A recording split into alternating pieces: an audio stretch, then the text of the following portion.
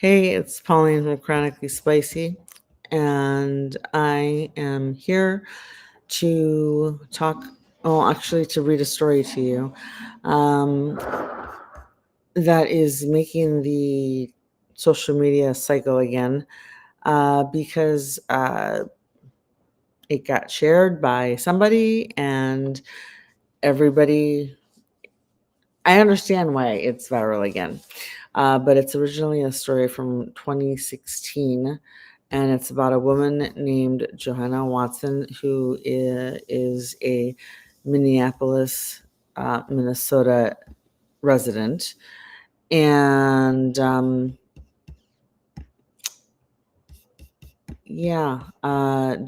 has a very severe form of mast cell activation syndrome. And first, I want to show you exactly what video I'm responding to. I will include the link to this creator's TikTok profile. And then I will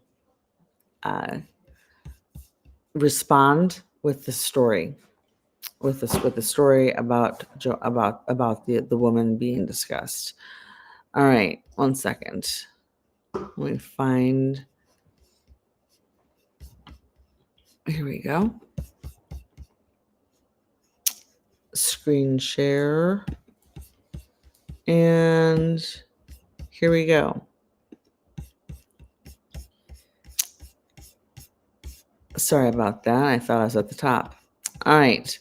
Now, mind you, I've been tagged on this story so many times and had so many people messaging me, asking me if I've, seen this story. But first, 1 second, I'm sharing the wrong tab. First, I want you to see this one. Share this tab instead. All right.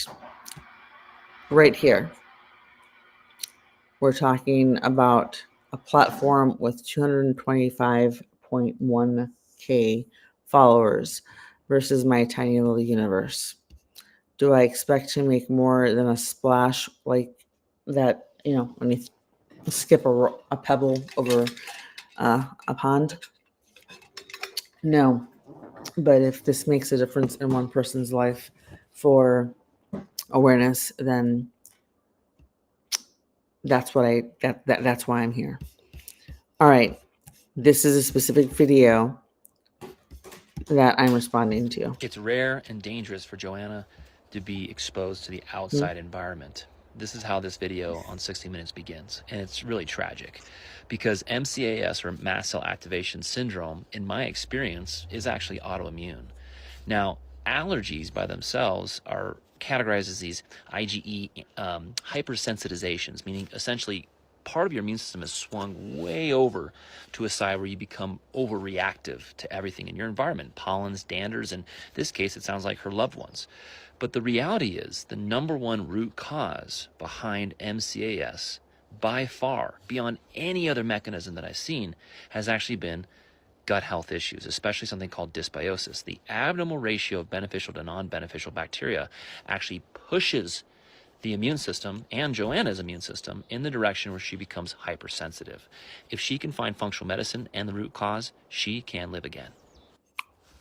It's rare and dangerous for Joanna to be exposed to the outside environment. This is how this video on 60 Minutes begins, and it's really tragic because MCAS, or mast cell activation syndrome, in my experience, is actually autoimmune. Now, allergies by themselves. Stop sharing. All right. So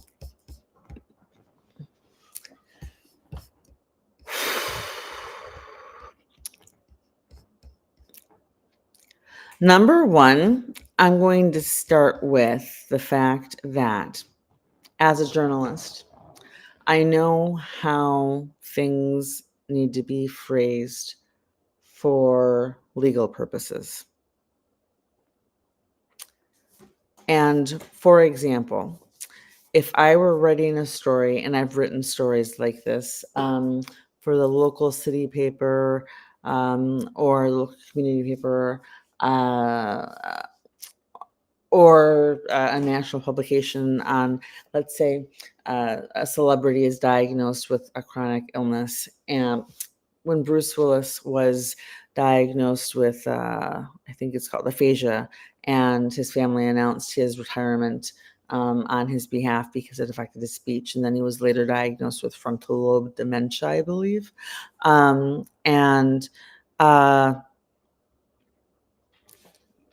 There's always going to be stories, other articles that come following that article written by different publications in which in order for the article to be published and to be something that can be considered a reliable and trustworthy source, the reporter, the freelance writer, has reached out to at least 2 to 3 sources, one of them being a doctor who specializes in the condition on which the celebrity is experiencing. That's a good analogy. And when when that medical provider shares their thoughts or talks about the condition, I, as a reporter, as a freelance writer, have to state Dr. So-and-so, who specializes in such and such conditions, has this to say, etc., but has never treated or seen said celebrity. Because doctors, and I'm pretty sure this is universal, but doctors are not legally allowed to diagnose anyone that they haven't treated and or seen themselves personally.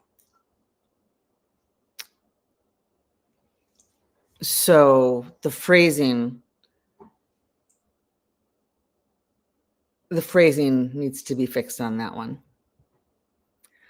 because Johanna was diagnosed by Dr. Lawrence Afrin, a leading MCAS and world-renowned expert on the topic.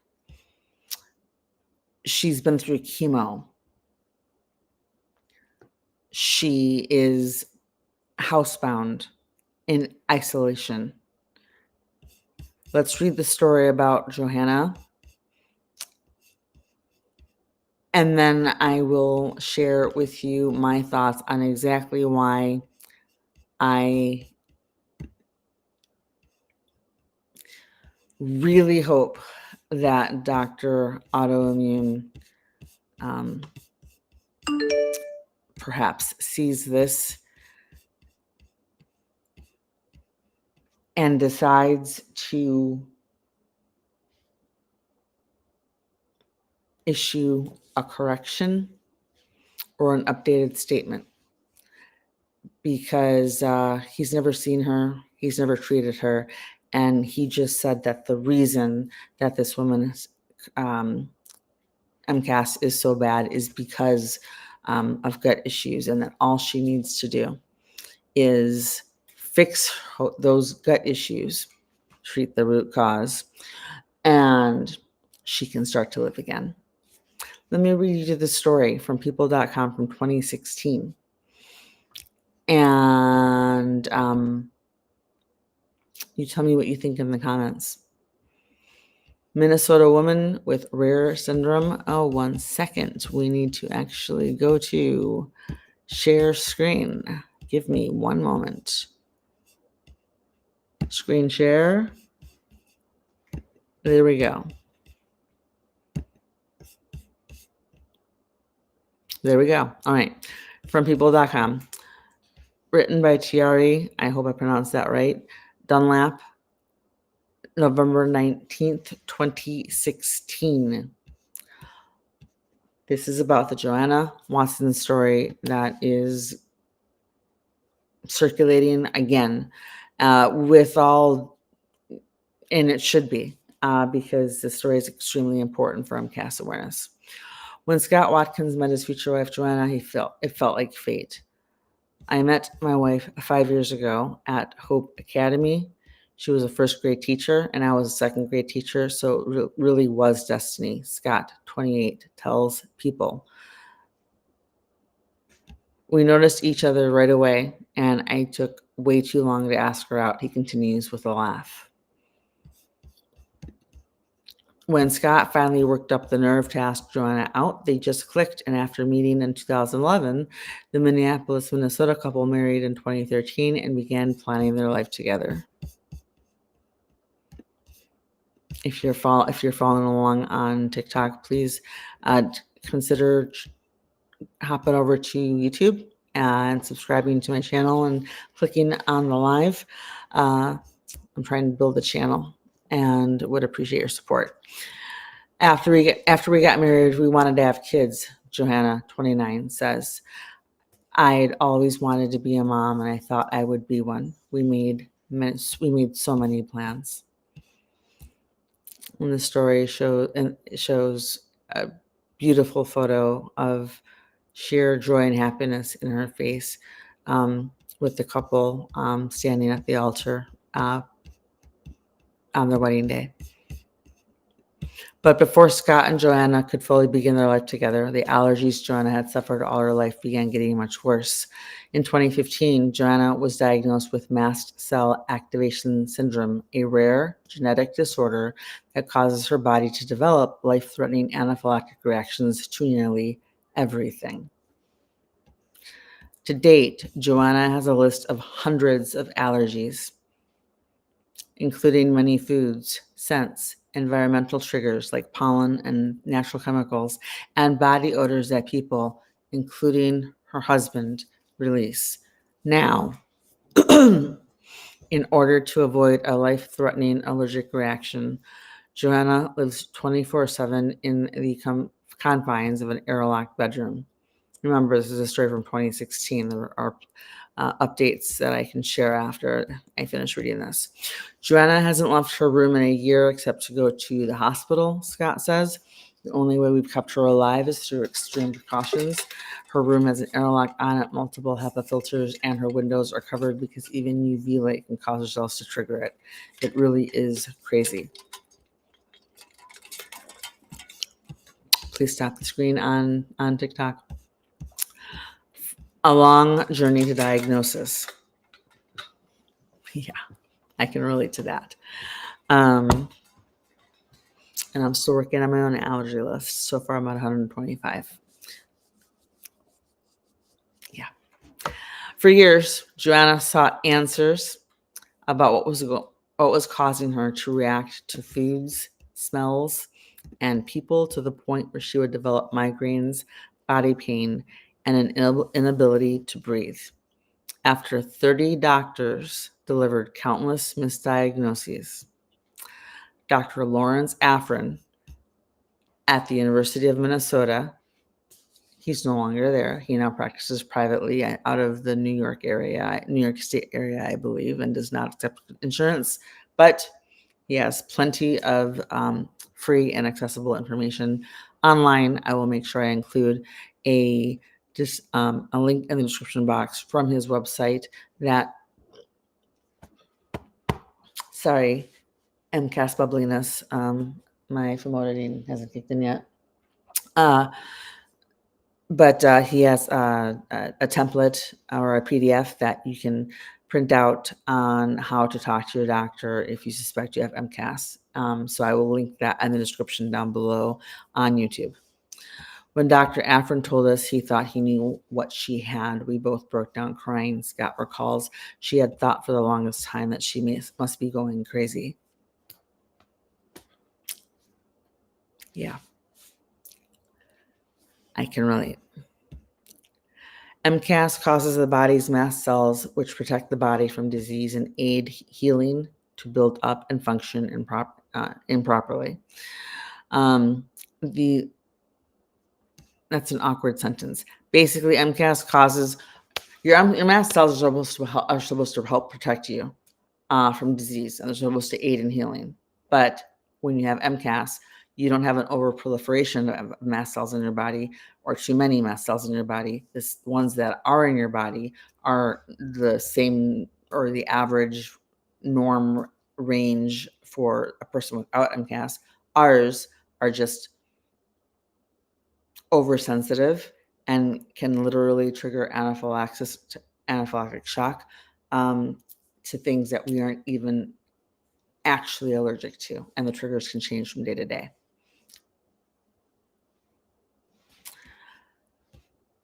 MCAS causes the body's mast cells, which we talked about. I already read that one. These cells react to certain triggers, in Joanna's case, nearly everything, and release chemicals that overwhelm the body, leading to anaphylaxis, the histamines. Severe and potentially life-threatening allergic reaction. Anaphylaxis is two or more body systems affected at once.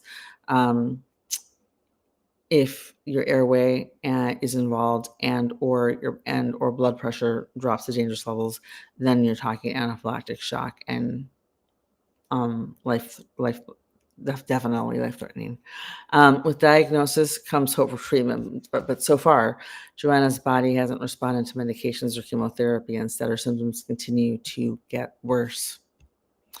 And for those who are watching on TikTok, the article now shows a picture of Johanna sitting in a wheelchair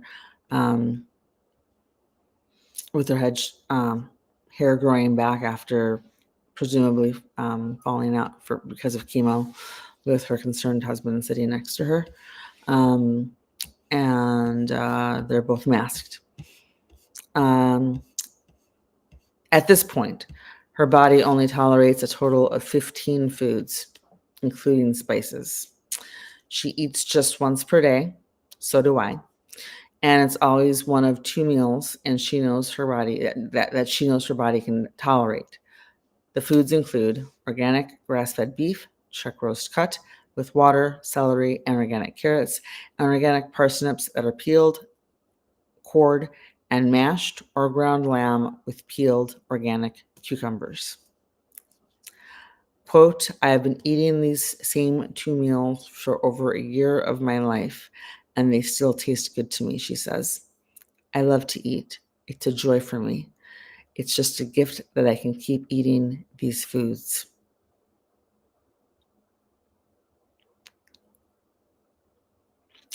I've been down to 5 foods before.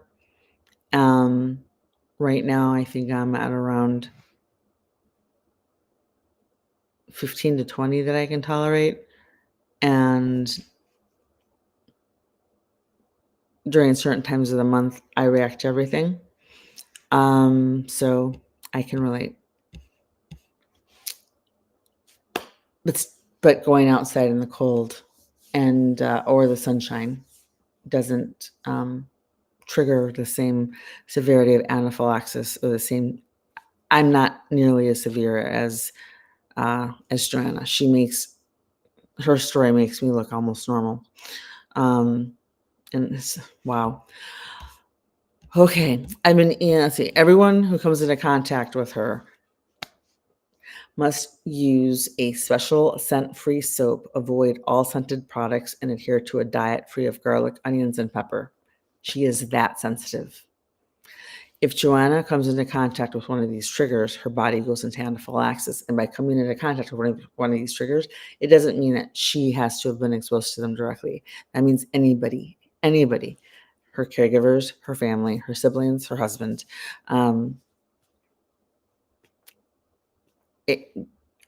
If they have ingested any of those spices or foods, she's going to react to the triggers because they had them. It attacks my throat and my lungs, and I start coughing, and I can't stop, she explains.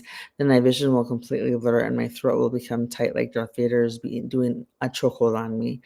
My whole body goes into intense pain, and I get migraines so badly that they actually leave bruises on my head. Again, side note, I am not a doctor, but I have researched all of this stuff heavily. And anaphylaxis and anaphylactic shock are often used interchangeably. anaphylaxis, according to TMS for a cure.org, the Mast Cell Society for Disease, the Mast Cell Society for a cure.org. Anaphylaxis is defined as and Healthline. Anaphylaxis is defined as 2 or more body systems affected at once. You are in anaphylactic shock zone and the major danger zone when if airway is affected and or blood pressure drops to dangerous levels. So to me, and I will include the source for this one, for that little nugget of information in the description box on YouTube as well. So if you'd like to follow along and subscribe to my channel, I would really appreciate it. When this happens, Joanna needs to be rushed to the emergency room, but the chemicals used in cleaning ambulances exacerbate her condition. So only Scott is able to drive her. The couple has made 8 trips to the emergency room this year. The story was written in March of 2016. January, February, March, 8 visits to the ER in 3 months. When this happens, okay, ready that? A safe haven. During one of the hospitalizations, the couple's apartment sustained water damage that turned into mold. That meant they had to find a new place to live, and fast. I can relate so much. Problem was we didn't know we had mold until we moved, and suddenly a lot of our symptoms became less severe, but our MCAS didn't go away. Root cause, Dr. Autoimmune, and every other creator, medical provider who thinks that you just have to try harder and fix your gut health. That's not how this works. That is not how this works. Their friends, Dan and Lucy Olson, whose daughter Elizabeth was a student in Joanna's first grade class, invited the couple to move in with them last October of 2016 or 2015. Joanna lived in the master bedroom at the time the story was written, while Scott slept in a bedroom downstairs and prepared Joanna's meals in a separate kitchen in the basement. Now, here's where things get completely crazy because these are the friends that every chronic let me just read, because I've read this story multiple times, and every single time this just blows my mind. These people are angels walking this planet. The couple shared a bedroom, and their 4 children shared another. When Joanna's sensitivities to odors increased, the family had to stop preparing or eating foods inside the house. Several neighbors gave the family keys to their homes and invited them to cook in their kitchens whenever necessary. We have such a great community around us, Scott says. Our life is strained because Joanna is so sick, but we've only been able to do as much as we can because of the sacrifices from our community. If a neighbor so much as lights a barbecue, the smell eventually reaches Johanna and causes her to enter the early stages of anaphylaxis.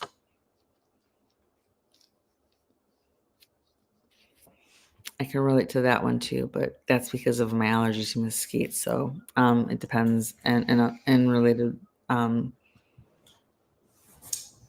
Those are anaphylactic reactions for me that are IgE mediated. That can trigger a mast cell flare, so I relate. At this point, the whole neighborhood knows and takes great care to avoid anything that could hurt Johanna. Quote, they've given up grilling and campfires because they know how sick my wife is, Scott said. We have received so much support. A marriage transformed. While Johanna has been confined to her room for a year as of the writing when this story was written, she has been able to have a handful of visitors. Her body tolerates a natural sense of her siblings, as it did for her husband until he visited her after a haircut in January. He came home and showered several times and put a mask on and put on clothes that we keep in my room, Joanna recalls. About 2 minutes after he came into my room, I went into anaphylaxis. My husband used to have to change clothes and wash his own clothes. He had to change clothes in the garage and wash his own clothes with his on the sanitized setting, and change into a pair into whatever shorts and a shirt before he came inside the house when we lived in Tucson because of the severity of my mesquite allergy, which is why we had to move. So again, there are so many. If I can connect with Johanna for an interview, I would love to speak with her because there's so much that we have in common. It's mind blowing. I learned about her in 2015 when the story was written. I think I read it almost immediately, and I had been hoping to be treated by Dr. Efron also, but I wasn't able to get on the list before he moved and left the University of Minnesota and moved out of state. So I didn't get diagnosed until 2 years ago, and then officially confirmed at Mayo Clinic last summer. This summer. Anyway, at that point, we figured out I'd become allergic to my husband, she says, tearing up at the memory. It's been several months, and it's still very sad. And here the article shows a photo of the couple together outdoors during the summer with not masked, presumably before she became ill. They're smiling and leaning up against a wall in front of a lake or a dock. And yeah, it's a smile full of, the smiles are full of, we have no idea how severely our lives are going to be affected or what's coming our way. It's been very painful, said Scott, but when you can't see the person you love, you have to do things more intentionally. Through this, my love for my wife has grown. Now Johanna and Scott can only stay connected through Skype calls, emails, texts, and watching TV programs together from different rooms on their laptops. I know this sounds totally bizarre because Joanna can only eat 15 things, but we love watching the Food Network, Scott says. So do I.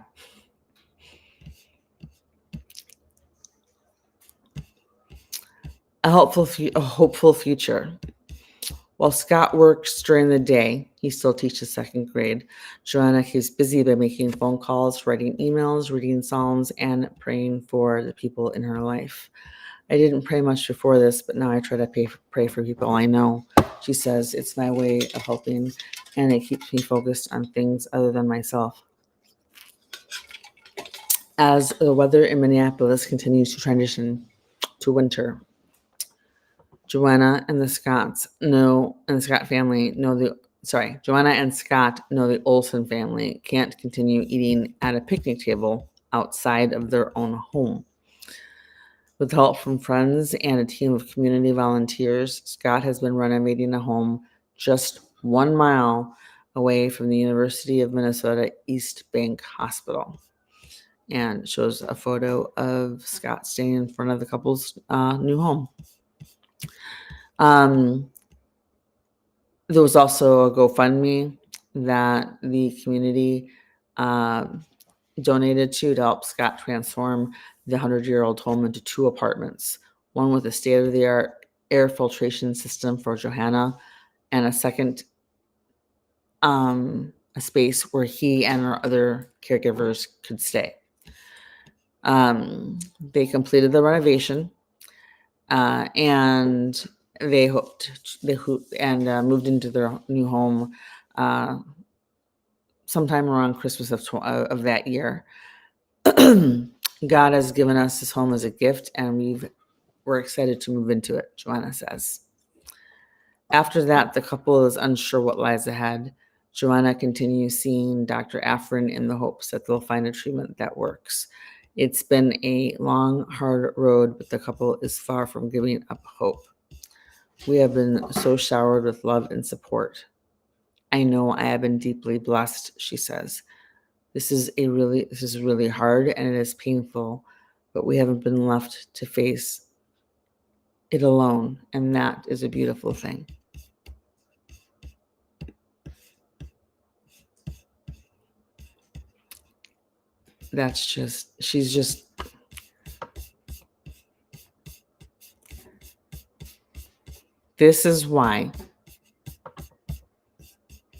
This is why I have a problem with this, the autoimmune wellness specialist stating that without ever having seen or treated Johanna,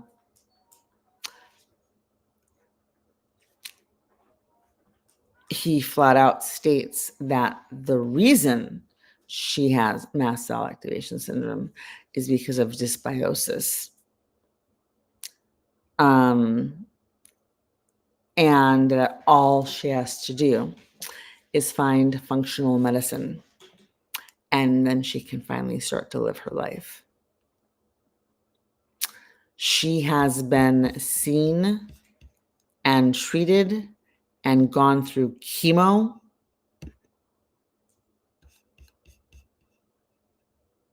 She can only eat 15 things.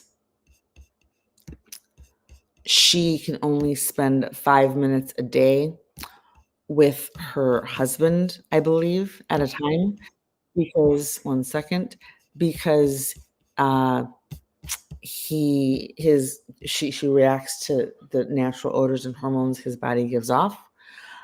And she lives in an airlocked apartment, and date night with her husband is literally Skype and texting to watch a movie or a TV show together, because she can't spend more time with him than, he has to be masked. He has to use the same soap she uses. The entire block, the entire community, if it had to stop outdoor grilling to make sure that this woman stays safe, just moving to their new house put her life in danger, because the clip that is making the rounds on TikTok is one of him running, literally carrying his wife in a full freaking run to the car, and both of them masked, and then them running him, literally, he has her scooped up in his arms, her frail body scooped up in his arms, and running into their new home, up the porch, up the steps into the new home. And he says something along the lines of, she's like, I feel sick, or something like that. And he goes, I love you with all my heart.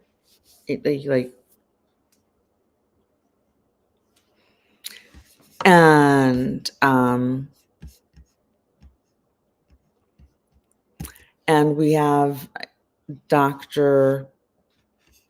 Autoimmune saying, well, all she has to do is fix her dysbiosis. I'm not going to tell you what to do, because I can't give medical advice. But because I've come across doctors like this before, and I actually, I made myself worse in the process. and had full body hives, was losing a lot of my hair, was reacting to everything, but didn't know that it was anaphylaxis at the time, because I also am autistic and have ADHD, and I process things differently. I didn't have the words to explain. If I'd gone in the first time and said, look, every time I eat pot roast, because it's slow cooked, because slow cooking raises histamines in foods, I projectile vomit and develop welts and racing heart, tachycardia, impending doom. A doctor most likely would have been like, okay, here are your EpiPens, and let's figure out what the hell's causing this. But I didn't know how to explain what was happening to me. This is the doctor on Dr. TanyaDempsey.com, Lawrence / Lawrence hyphen or dash Afrin / right when you land on the page, MCAS 10 ways to talk to your doctor. Get our tips for talking with your doctor here. And you can click on that. I will make sure that I include that as a separate link in the description box on the YouTube channel, on this YouTube video. Give me a second.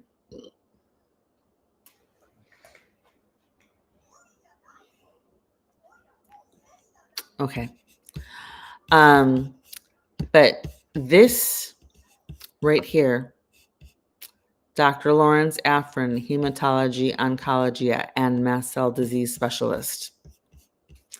This is a doctor who treats Joanna, or at least treated her until he moved. I don't know her current who her current medical provider is. I am going to assume, or I wouldn't be surprised if arrangements were made for telehealth, and there are doctors who have studied with and worked with Dr. Afrin that he may have helped get her connected to, and the family, and she and her husband live 1 mile from the hospital, so she obviously is being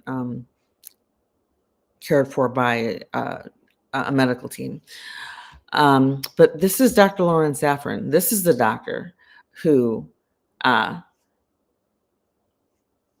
it has the legal right to state what Johanna has and what's causing it, and how and what the treatments should be. This person right here, or if not Dr. Lawrence Afrin, at this state, whoever is currently, well, he can always say he treated her and diagnosed her, and any other doctor who is also a part of her care team can say the same.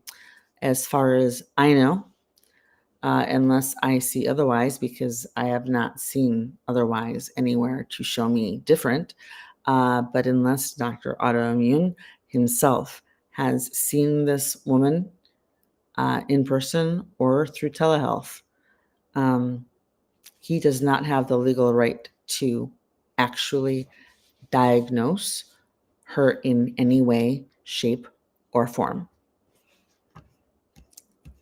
Dr. Lawrence Afrin is an integral part of the AIM Center care team. After earning, this is where he moved to after he left Minnesota. After earning a Bachelor of Science degree in computer science and graduating summa cum laude and valedictorian from Clemson University in 1984, Dr. Afrin pursued medical school, internal medicine residency, and clinical and research fellowships at the Medical University of South Carolina, MUSC, from 1984 to 1995. While on MUSC's hematology oncology facility from 1995 to 2014, he also served in several senior institutional positions regarding information technology, directing the Hematology Oncology Fellowship Training Program in 1997 to 2010, directed the MUC Hawley Center Cancer Center myeloproliferative neoplasms clinical trials program from 2008 to 2014 and pursued additional research in medical informatics. He won numerous recognitions for his education and research efforts.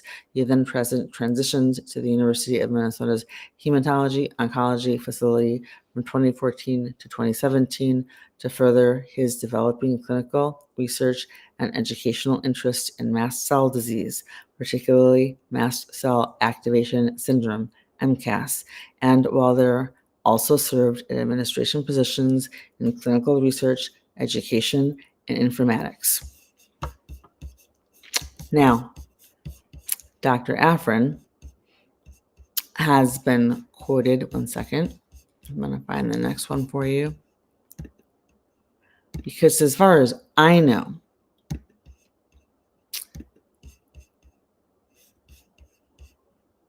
this doctor may very well be an incredible functional medicine doctor, but he's not Johanna's doctor. And to state that all she has to do is fix her dysbiosis, find functional medicine, and she can begin to live her net life. Ableist, demeaning, disrespectful, and completely minimizes the severity of her situation. Are you actually filming a video right now? I'm live right now. I'm doing like on YouTube. On YouTube, okay. And this is just just checking. Is it just me, or does Find Functional Medicine give a really real, just like Find God vibes? It gives I know that's not how he meant it. Yeah. But like most people don't mean it how you automatically take it when they say that anyway. So. Yeah. Now, like, there's my peanut gallery. Now, I 100% believe that this doctor, this medical content creator, this functional medicine doctor, and others who believe the same thing, medical providers and private coaches, counselors, etc. I fully believe that the good intentions are there. I truly believe that. But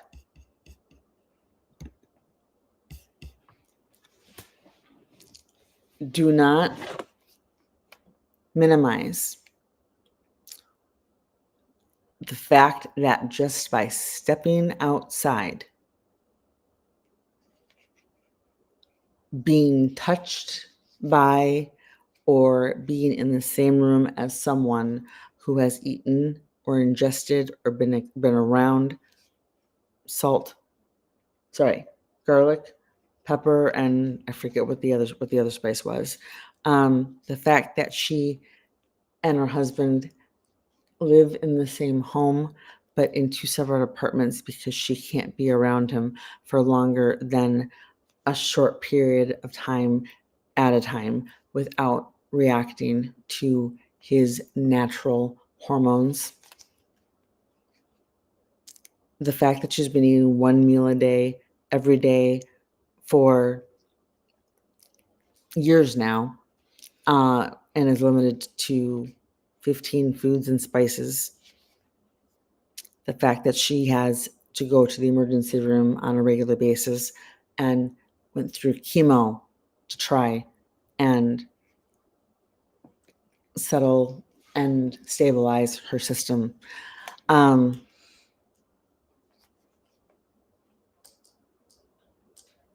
I have to epi every single day, almost.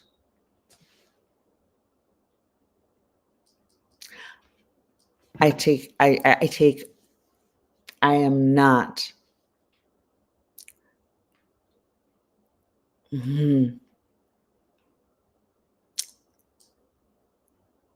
I think that Dr. Autoimmune and other creators, content creators in the medical field who follow the same logic need to perhaps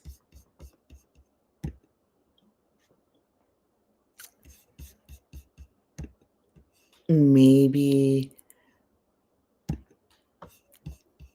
change or update your statements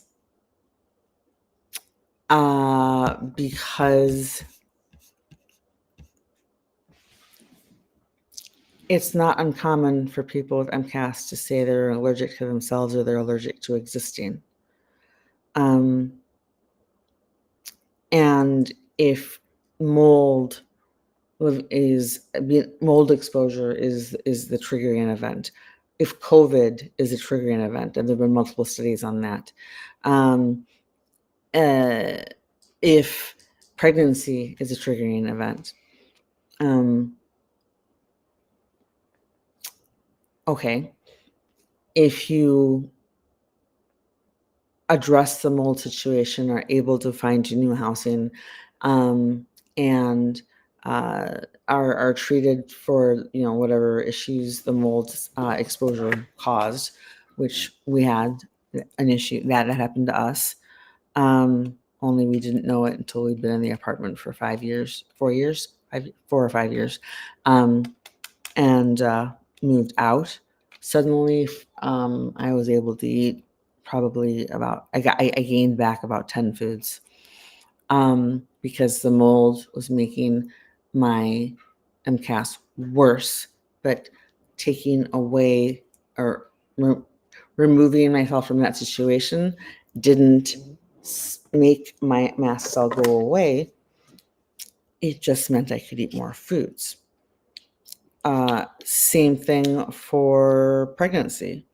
If pregnancy was the I'd have been cured the day I gave birth.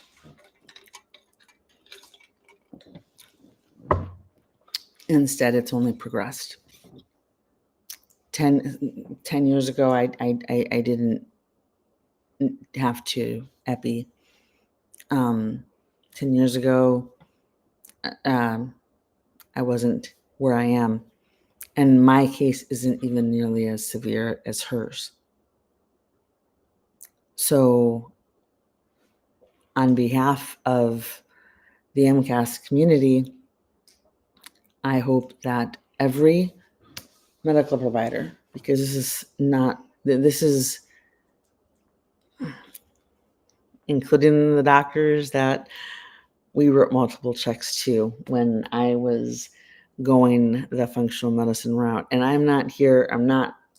this is not an all functional medicine doctors are bad, or don't go to them, etc. I actually had a functional medicine doctor in Maine, who was very close to diagnosing me. If we'd been there another year, I'm pretty sure we would have figured it out, because he's the one that was like, in my medical records, he's the first person who stated that I was having idiopathic anaphylaxis, and we couldn't figure out why. I was limited to X number of foods. And by the way, here's your mile-long list of allergies.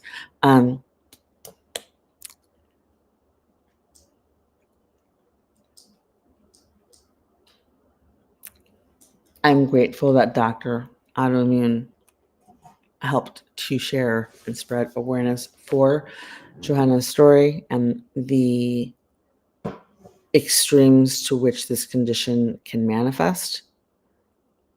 But I wanted you for yourself. I wanted you to see what was said and how and what her versus her reality. And again, I'm going to point out, doctors are not legally allowed to diagnose anyone they have not seen in person or through telehealth, usually same state, based on whatever your state laws are. So yeah, perhaps that might need to be updated. because nothing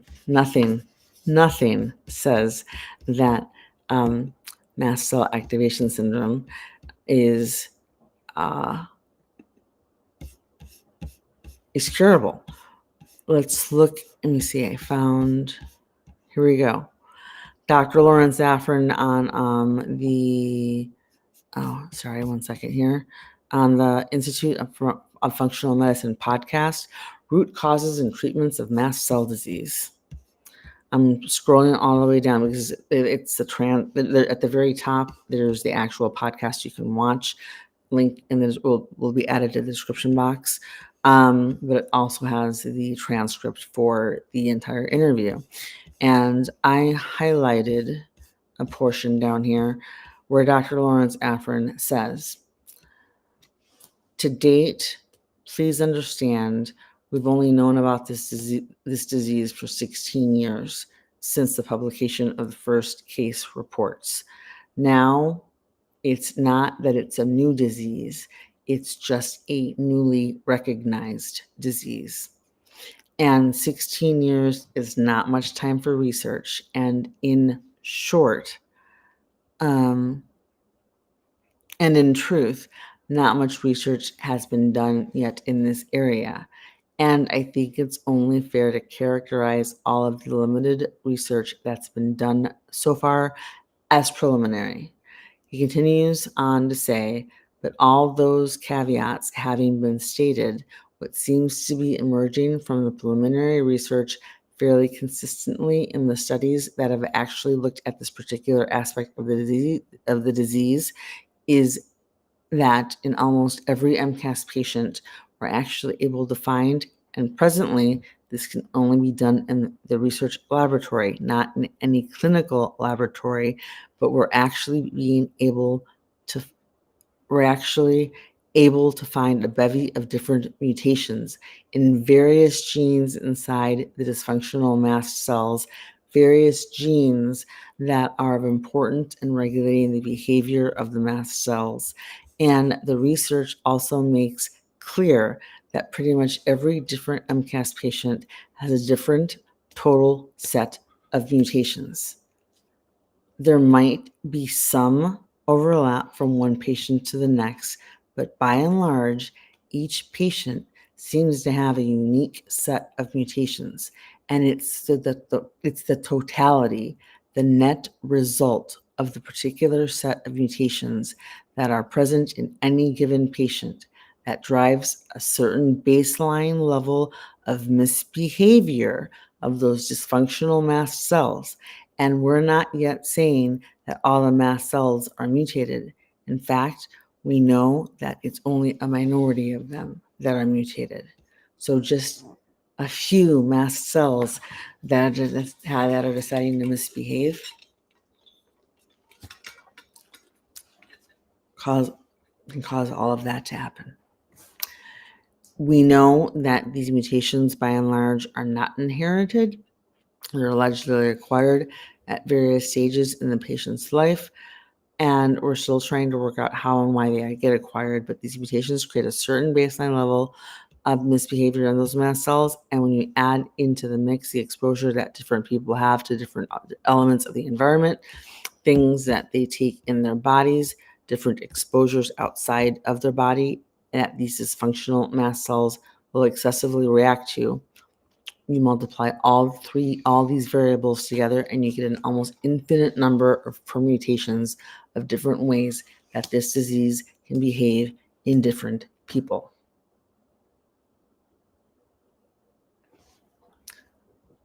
In short, mast cell is like autism. If you've met one autistic person, you've met one autistic person. What works, what our triggers can all be different.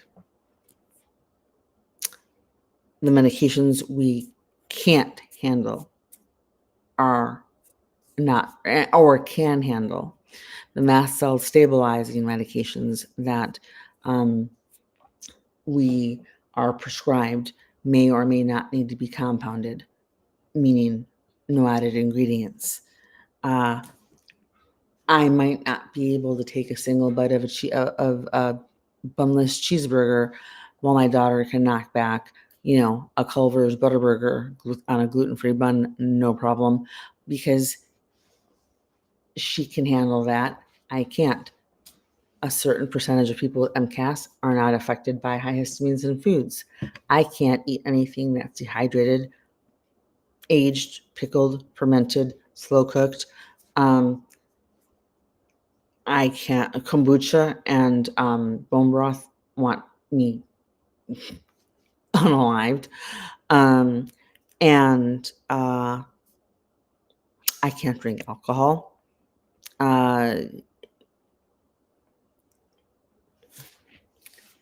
There is not a single presentation of MCAS. Every MCAS patient is different. There is not a single cocktail or single MCAS regimen that's going to work for everyone, because some of us can or cannot tolerate certain medications that are used in treating the condition. Some of us have actual IgE mediated allergies, other things that only complicates the issue because you don't know if you're having an anaphylactic reaction you don't know if your reaction is MCAS related or IgE related. Either, which is kind of like saying you don't know if it's arson or if you just accidentally left the candle the wind with the open window accidentally blew the curtain a little too far, and the candle that was next to the window made everything go up in flames. Accidental fire versus arson, you still need to call the fire department to put the freaking fire out. So like it does cause really isn't an issue until after. Let's keep the patient, let's stabilize the patient now. If that requires epinephrine and or IVs and other measures through emergency care, that's what you have to do. So for a doctor to go online and state that all somebody has to do is X so that they can solve Y, when the patient that they're speaking about has never even been seen by them. That's a problem. And 1 second, last link to share with you on this one.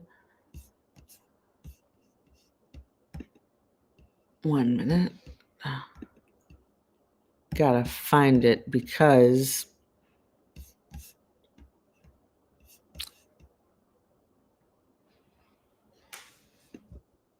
nope.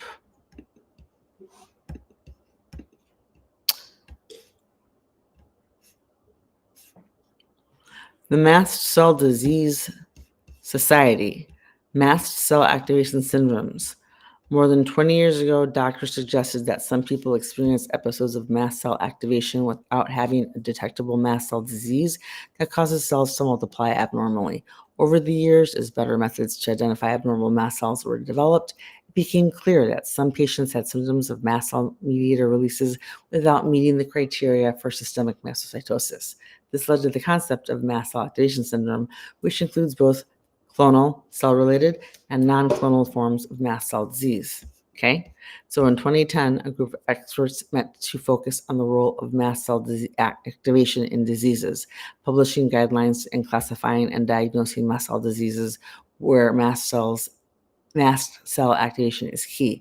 Mast cells release chemicals called mediators that can cause various symptoms such as flushing, itching, hives, headache, digestive issues like diarrhea, nausea, stomach pain. Low blood pressure can also be a symptom. And diagnosing MCAS involves usually a patient needing to show symptoms in two or more organs at the same time. which is the literal definition. It is the medical definition of anaphylaxis. So having MCAS is,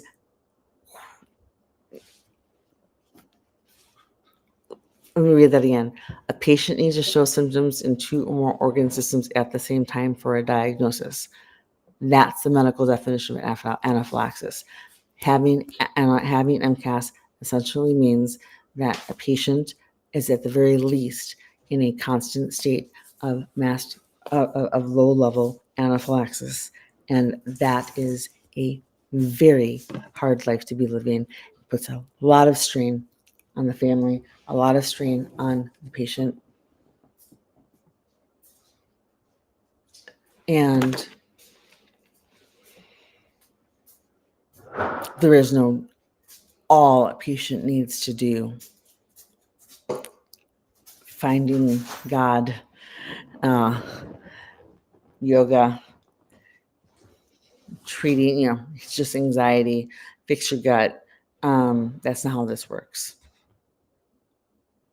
That is not how this works. Mast cell activation syndrome is a very serious condition. Awareness is entirely necessary. And that also means that we need to continue to stand up for ourselves. We need to continue to advocate for ourselves and for others. And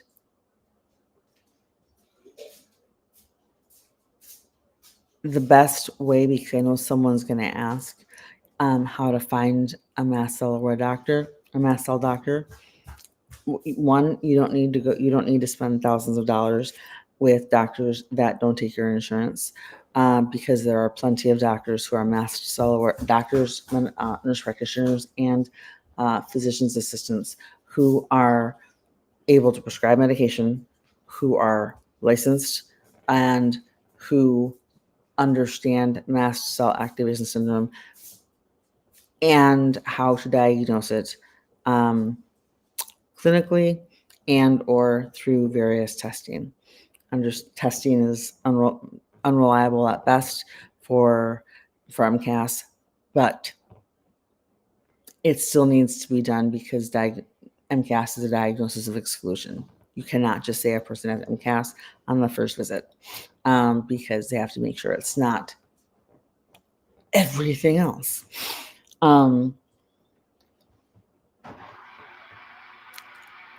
I've been studying this and researching this for the last 17 years because I had to keep myself alive for the first 14 until I was diagnosed a few years ago. I don't know how many anaphylactic reactions I've actually survived before I realized it was anaphylaxis, but I know I've had some really, really, really bad ones. And the Mayo Clinic ER staff, one minute.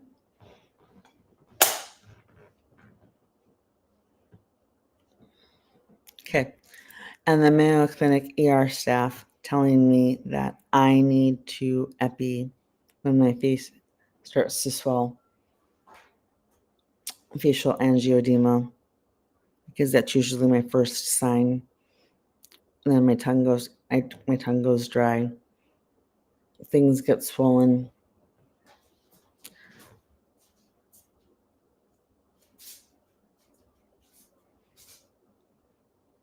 That really put things into perspective, because all I could think was, holy cow, how the hell did I make it this long?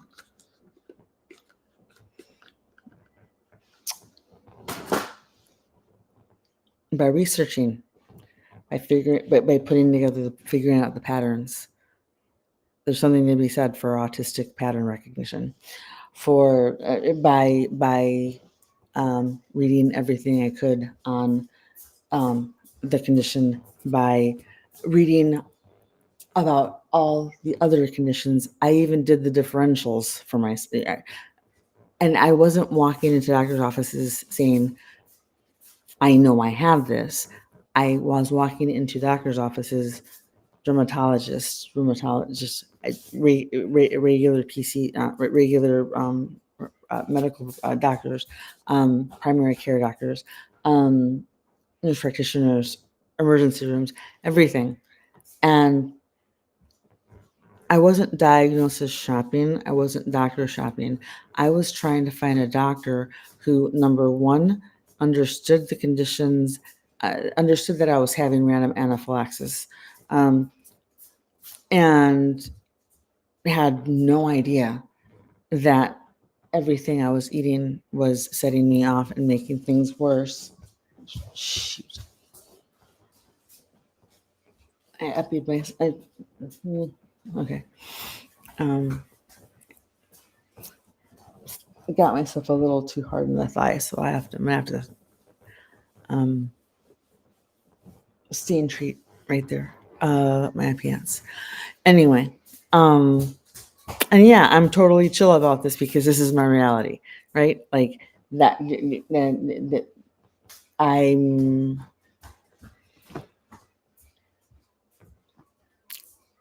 this is reality. That's why Johanna is as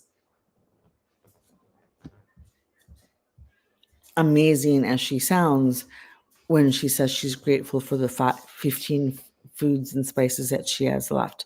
This is why she prays for other people to keep herself busy and focused on something outside of herself and feel like she is doing something to help others.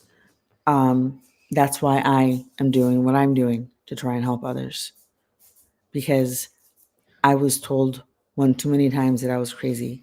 I have diagnosed formal medical PTSD from doctors telling me that I was doing it to myself, that all I needed to do was eat less and exercise more, that it couldn't possibly be mast cell activation syndrome because my tryptase levels were normal. Understand, only 30% of MCAS patients show elevated tryptase even during a flare. If a doctor ever tells you to trigger a flare and hop on over to the emergency room, I'm not telling you what to do, but I can tell you that I would run like hell in the opposite direction. Emotional support content. Thank you. And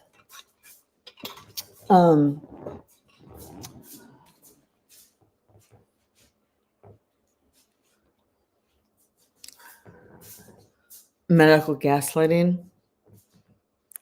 often is unintentional and comes from a good place, good intentions.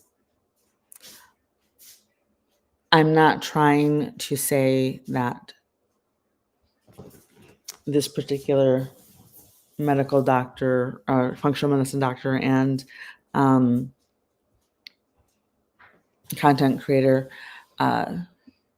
is trying to purposely medically gaslight the mast cell activation community or Johanna herself.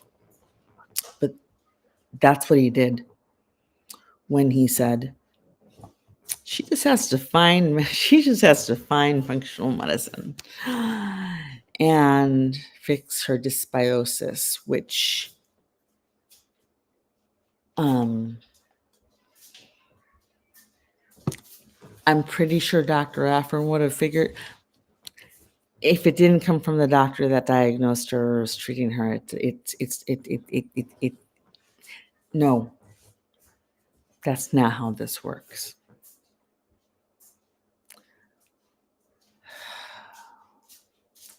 I will make sure to include the sources I cited in the description box here on this video.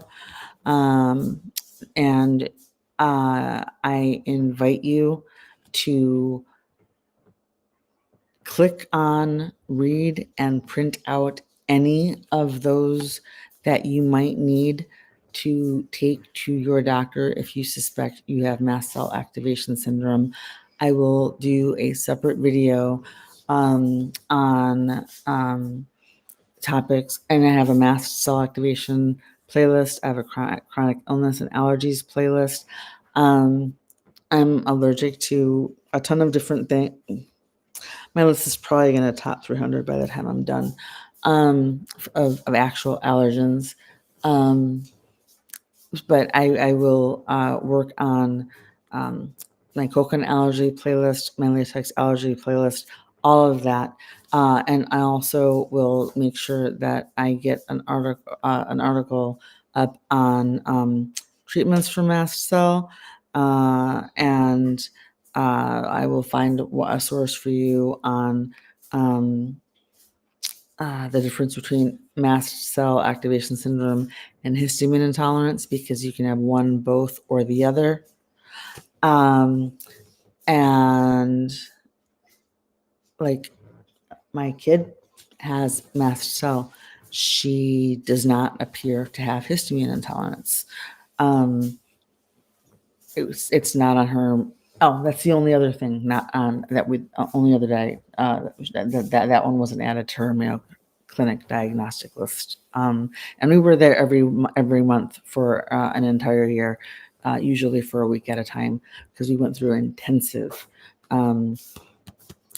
evaluations and patient education classes for the multiple conditions we were diagnosed with by doctors who saw us personally, by doctors who tested and did differentials and looked at what symptoms we had, what conditions should be or needed to be ruled out, and came back and said, here's your bingo card list. This is this is how your cookie crumbles. This is what you've got. Here's your shopping list of chronic and autoimmune conditions by doctors that saw us, that treated us, and that treated us with respect and took our conditions seriously. Not one doctor at the Mayo Clinic, not one JAMA, NIH, or Mast Cell Society, Healthline, Medical News Today, Dr. Afrin himself. None of those sources, no single peer-reviewed medical journal states that that MCAS can be cured, because it can't. At best, we can find sometimes a certain level of, or even maybe even complete remission, where, I know people who have started, their lives have completely changed, either with ketotifen or Xolair, omalizumab injections, because that's the medication that their body needed to stabilize, and suddenly it's rainbows and sunshine, but they still have mast cell. Well managed does not equal cure. It just means well managed, and education is still needed. And I really, really hope that doctors who share their knowledge, and this is in any field, medical doctors, medical providers, functional, naturopathic, mainstream or otherwise,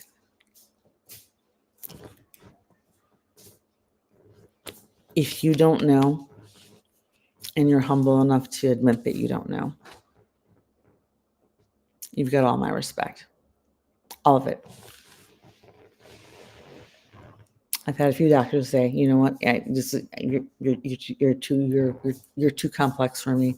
We need to find you a different physician.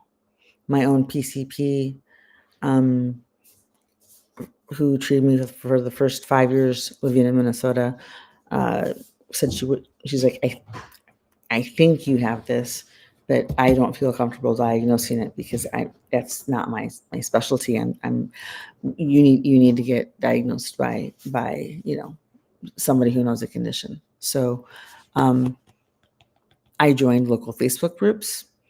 I searched for posts with keywords like my insurance, and figured out driving distance, and which doctors were aware that tryptase isn't the only marker to be looking for,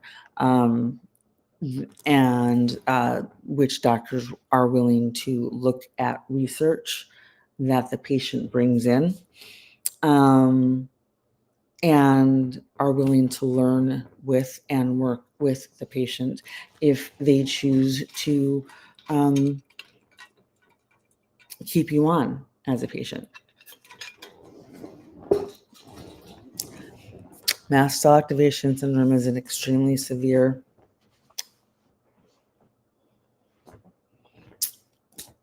it's a big deal.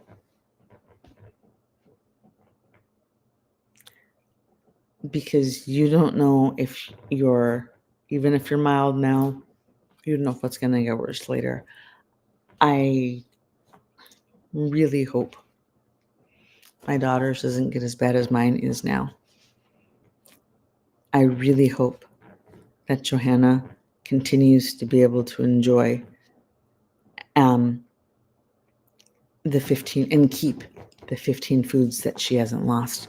I hope that one day there is a cure. But as of right now, there isn't. So the best we can do is educate ourselves, advocate for ourselves and others.